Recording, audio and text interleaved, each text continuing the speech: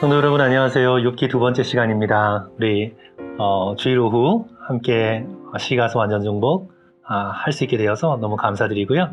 우리 다 같이 기도함으로 시작합니다. 하나님 아버지 감사합니다. 오늘도 저희들에게 귀한 시간 허락해 주셔서 이렇게 시가서의 말씀들을 읽을 수 있고 배울 수 있도록 은혜 주심에 감사합니다. 주의 말씀을 항상 가까이 하면서 우리의 공고한 날을 준비하게 도와주시고 또한 즐겁고 기쁜 날 주께 감사할 수 있게 도와주시고 고통 속에서 주께 더 가까이 나갈 수 있도록 은혜 내려 주시옵소서. 오늘 또 주일 오후에 공부하는 우리 성도들 한 사람 한 사람 함께하여 주셔서 이 말씀 잘 이해할 수 있게 도와주시고 또 저의 입술 주장하여 주셔서 또 잘 전할 수 있도록 은혜 베풀어 주시옵소서. 감사드리며 예수 그리스도 이름으로 기도드립니다. 아멘. 성도 여러분, 오늘은 욥기 4장부터 14장까지 욥과 친구들의 논쟁에 대해서 함께 살펴보려고 합니다. 우리가 지난주에 욥기의 구조에 대해서 함께 말씀을 나눴는데 1, 2장은 이제 욥이 고난을 당하게 된 사건에 대해서 하늘의 일과 땅의 일을 우리에게 보여주고 있죠. 그리고 3장에서 이제 욥이 자신의 고통을 하나님 앞에 감정적으로 토로하기 시작하면서 탄식하고 울부짖고 심지어 하나님께 항의하기까지 하는 소리를 이제 위로하러 왔던 친구들이 들으면서 이제 친구들이 욥에게 조언을 하고 또 그것이 논쟁으로 발전되는 것을 우리가 함께 보게 됩니다. 이제 욥기에서 이 세 친구들과 욥의 논쟁이 3번에 걸쳐서 일어나요. 그러니까 권투시합으로 치자면 1라운드, 2라운드, 3라운드 해서 3번에 걸친 논쟁이 일어나게 됩니다. 욥기 4장부터 시작해서 27장까지 3번에 걸친 논쟁이 기록되어 있어서 이제 이 부분을 읽으시면서 성도들께서는 조금 반복되는 듯한 그런 구절들을 대하게 되고 또 그래서 조금 지루한 느낌이 들 수도 있어요. 그런데 이제 한 절 한 절 마음을 다해 성도 여러분들께서 시를 읽는다고 생각해서 읽어보시면 너무나 귀하고 아름다운 표현들이 많고 고통당하는 욥의 절절한 자신의 고통에 대한 표현 그리고 그 고통 속에서도 결코 사라지지 않는 하나님을 향한 간절한 신앙과 소망 이런 표현들이 정말 빛나는 보석처럼 드러나게 돼 있는 걸 보게 되고 또 욥의 세 친구들이 좋은 마음을 가지고 왔지만 이들의 말이 얼마나 부적절한지 혹시 이제 이들의 세 친구들의 조언을 읽으면서 나도 혹시 여태까지 사람들에게 그런 조언을 하지 않았는지 그런 식으로 설교하지 않았는지 느끼게 돼요. 그래서 성도들께서 조금 지루할 수도 있는 부분이지만 마음을 다해 시를 읽는다는 느낌으로 읽어보시면 많은 유익이 있으리라고 생각이 됩니다. 이제 오늘은 욥과 친구들의 3번에 걸친 논쟁 가운데 첫 번째 논쟁 1라운드를 함께 살펴보는데 이제 순서는 엘리바스가 말하고 욥이 대답하고 빌닷이 얘기하고 욥이 대답하고 소발이 얘기하고 욥이 대답하고 이렇게 해서 3번의 세 친구들과의 욥이 논쟁하는 그런 부분입니다. 이제 이 부분을 알려면 이제 2장으로 돌아가야 돼요. 이제 2장에서 세 친구들이 욥의 고난의 소식을 듣고 방문을 했습니다. 멀리서 같이 왔어요. 이들은 진정으로 욥을 위로하려고 했어요. 우리 욥기 2장 12절 13절 보시면 눈을 들어 멀리 보매 그가 욥인 줄 알기 어렵게 되었으므로 그들이 일제히 소리질러 울며 각각 자기의 겉옷을 찢고 하늘을 향하여 티끌을 날려 자기 머리에 뿌리고 밤낮 7일 동안 그와 함께 땅에 앉았으나 욥의 고통이 심함을 보므로 그에게 한마디도 말하는 자가 없었더라. 이들은 진짜 위로하러 왔습니다. 그리고 이들은 욥과 함께 앉아서 7일 동안 앉아 있었어요.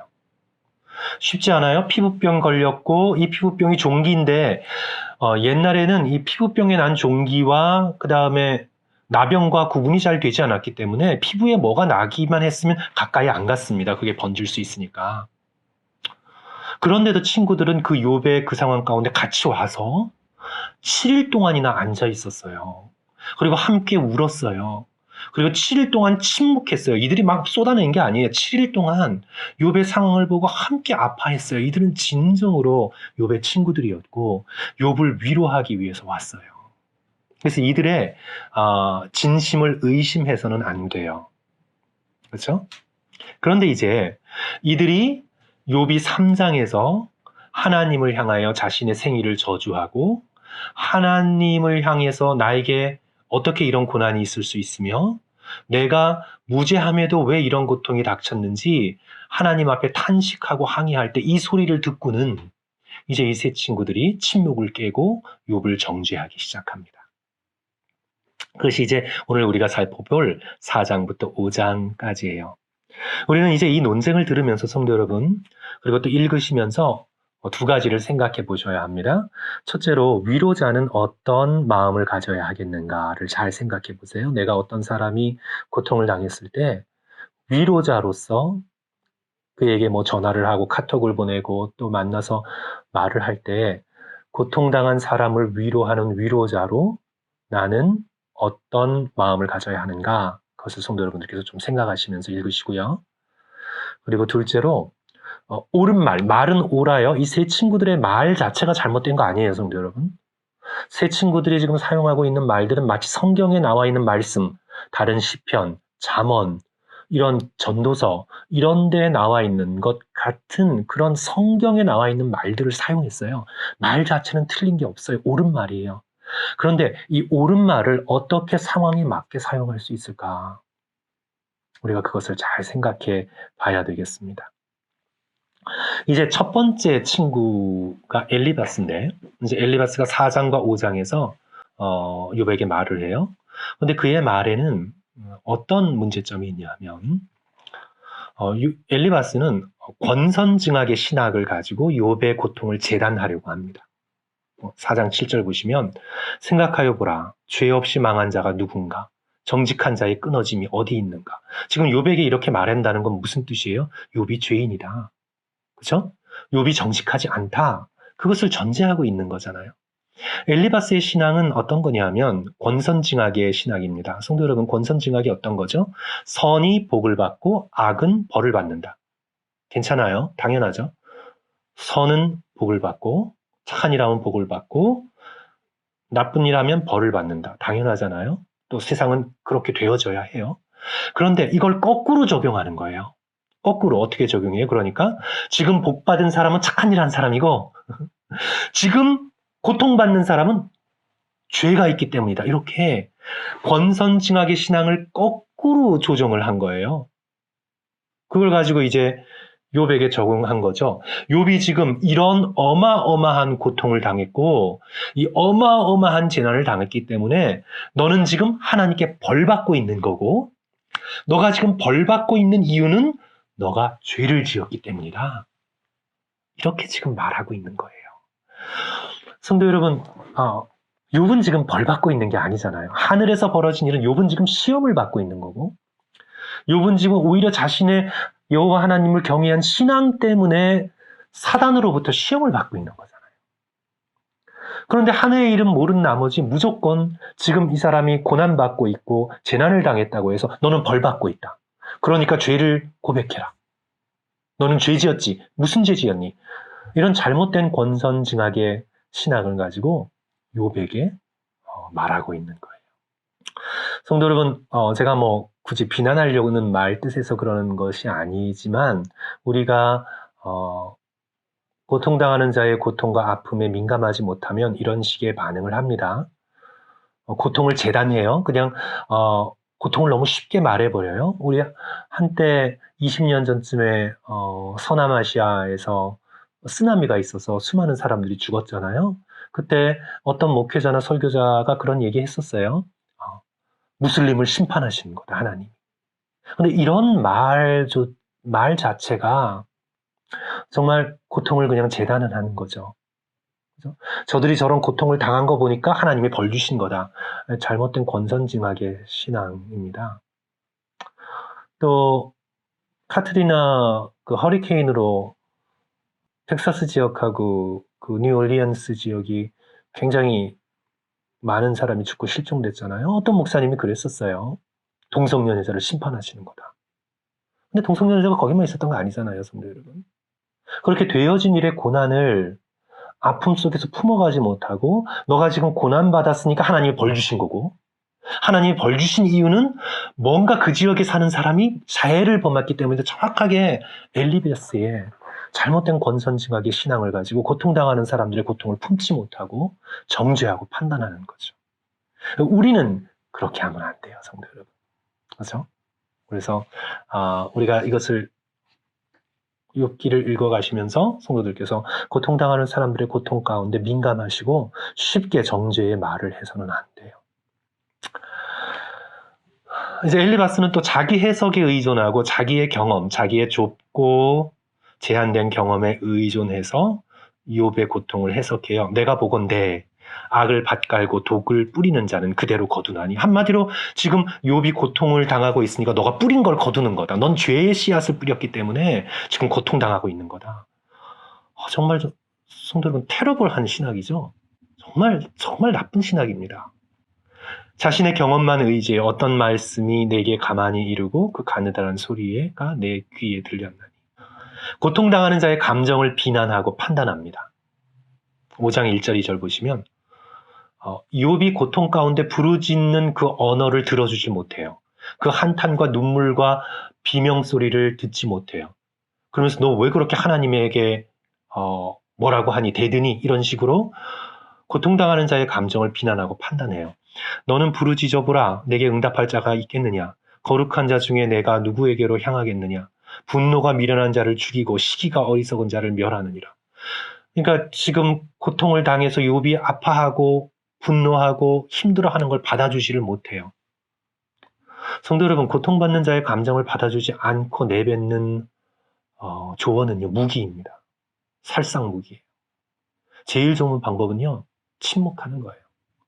내가 어떻게 고통의 깊이를 알 수 없으면 침묵하고 그 사람의 고통이 얼마나 힘들까 그 사람의 고통과 함께하고 그 사람과 곁에서 함께 있어주는 거예요. 말하지 않는 게 제일 좋은 것 같아요. 근데 자꾸 우리는 대답을 주려고 그런단 말이죠. 자꾸 우리는 뭔가 내가 해결을 해줘야 된단 말이에요.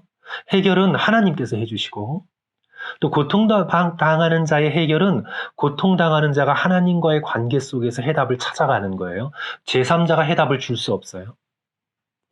우리는 다만 함께 곁에서 아파하고 슬퍼하고 위에 기도하고 그 사람이 잘 버텨낼 수 있도록 그 사람을 도와주는 것뿐이지 우리가 야단치고 설교할 수 없어요. 그래서 성도 여러분, 우리가 그것을 좀 잘 알면서 우리가 어떻게 고통당하는 사람에게 정말 유익을 끼치는 조언자가 될 수 있을지 욥기를 읽어가시면서 함께 깨닫는 저와 여러분이 되었으면 좋겠습니다. 여기에 대해서 이제 욥의 주장이 이제 엘리바스의 이런 논쟁을 듣고 욥의 주장이 6장, 7장에서 나오는데 여기서 욥은 자신의 고통에 정직합니다. 고통을 부인하지 않아요. 6장 2절과 3절 나의 괴로움을 달아보며 나의 파멸을 저울 위에 모두 놓을 수 있다면 바다의 모래보다도 무거울 것이라. 자신이 당하는 고통이 얼마나 힘든 고통이라는 걸 정직하게 직면해요. 그러면서 자신의 무죄를 호소합니다. 6장 10절 그러할지라도 내가 오히려 위로를 받고 그칠 줄 모르는 고통 가운데에서도 기뻐하는 것은 내가 거룩하신 이의 말씀을 거역하지 아니하였습니다. 이제 이 부분이 욥의 세 친구들을 도발한 거예요. 근데 성도 여러분, 이제 욥기를 쭉 읽어 내려가시면 아시게 되겠지만 욥이 지금 나는 털끝만큼도 죄가 없다 이렇게 얘기하는 게 아니에요. 이제 욥기 9장 2절 3절 읽어보시면 욥도 다 알아요. 거룩하신 하나님 앞에 어떤 인간이 죄 없다고 쓸 수 있어요?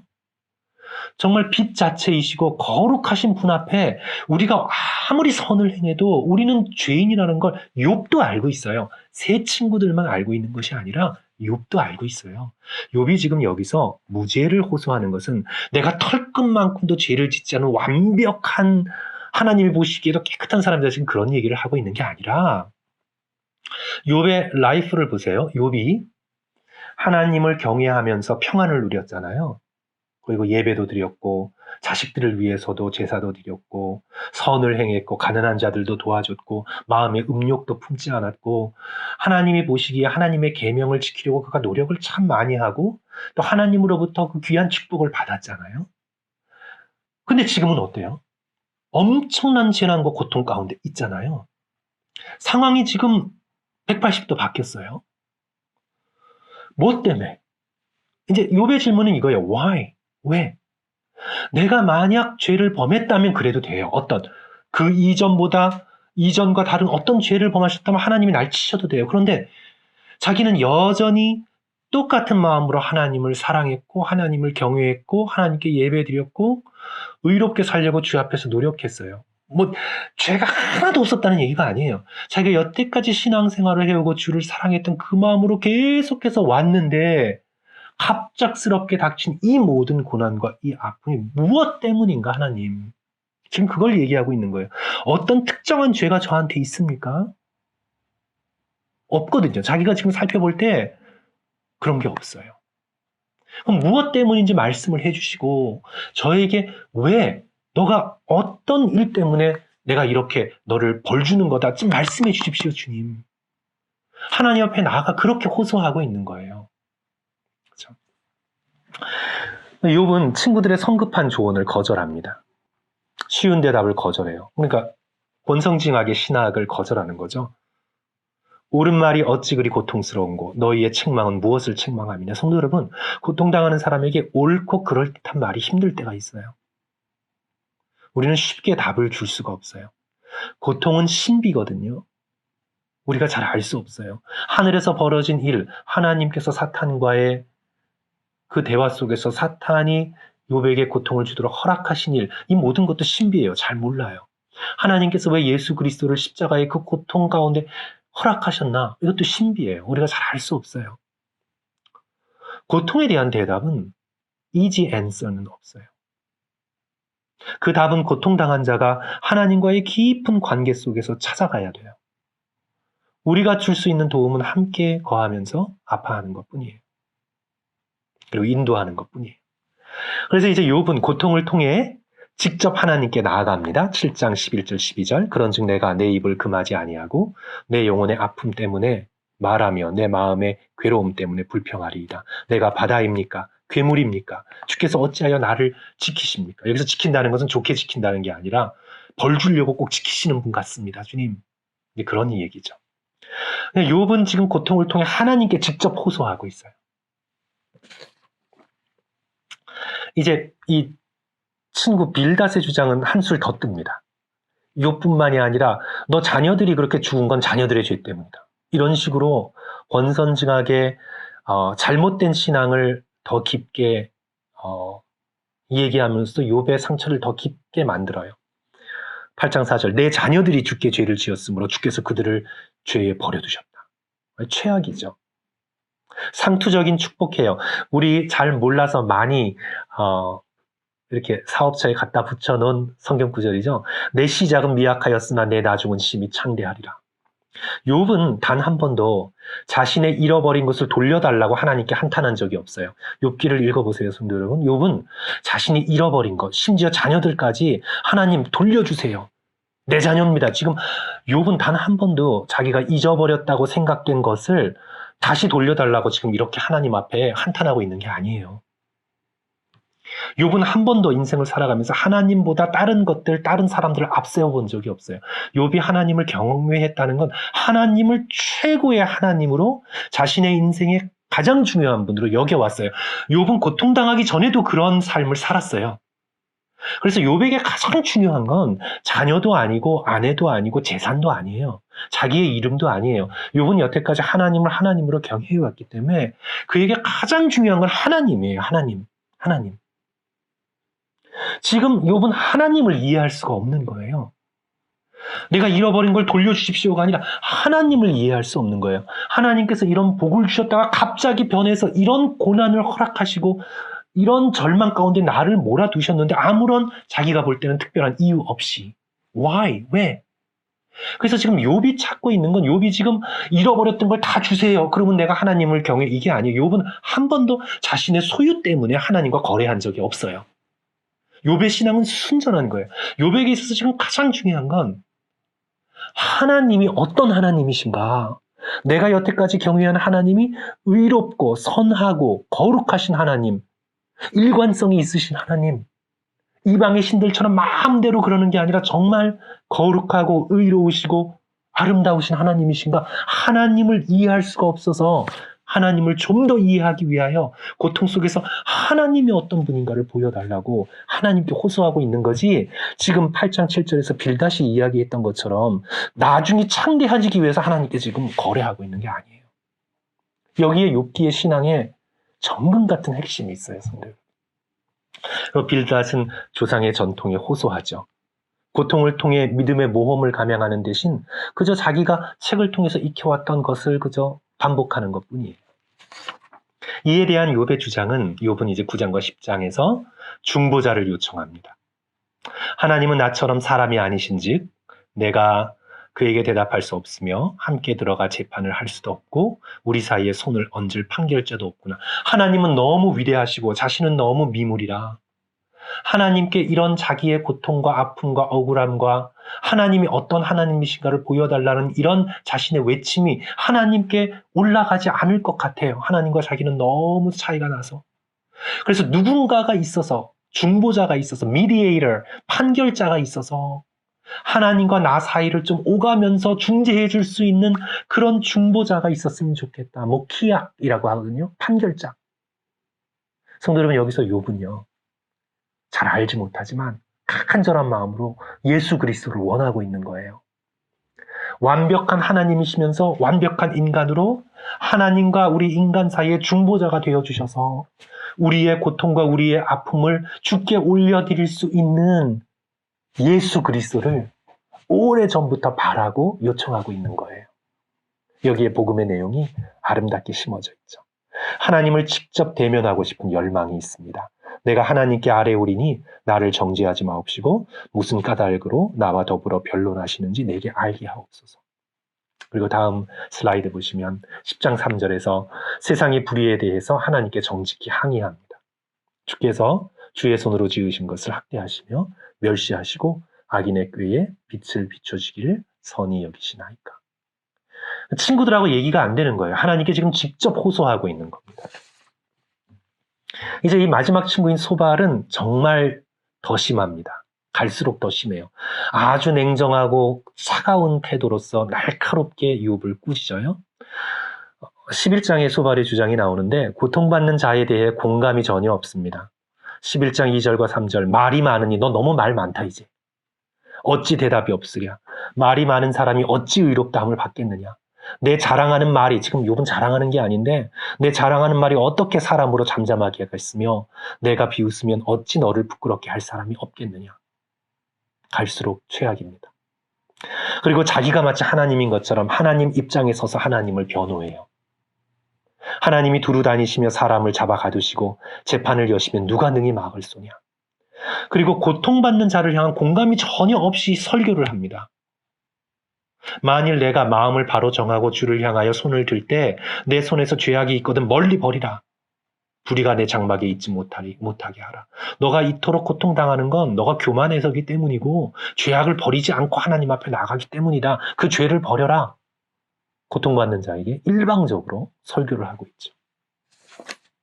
여기서 욥은 12장 14장에서 이제 공감 없는 신학을 거절하고요.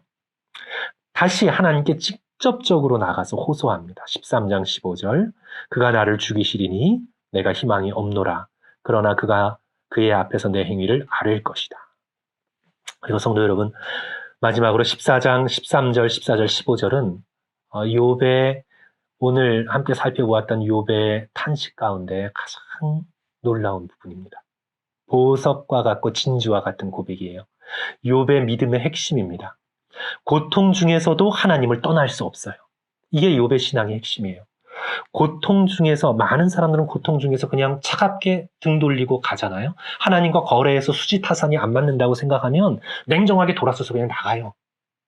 그러나 욥은 한 번도 하나님과 거래를 한 적이 없어요. 하나님을 경외해왔고 욥에게 있어서 가장 중요한 건 하나님이기 때문에 하나님을 잃으면 모든 것을 잃은 거예요. 욥은 지금 재산을 잃었고 자녀를 잃었고 자기의 건강을 잃었잖아요. 그래도 욥이 아직 잃지 않은 게 있어요. 욥에게 가장 중요한 하나님을 아직 잃지 않았어요. 그래서 욥은 하나님께 나아가는 거예요. 이게 욥의 믿음의 핵심이에요.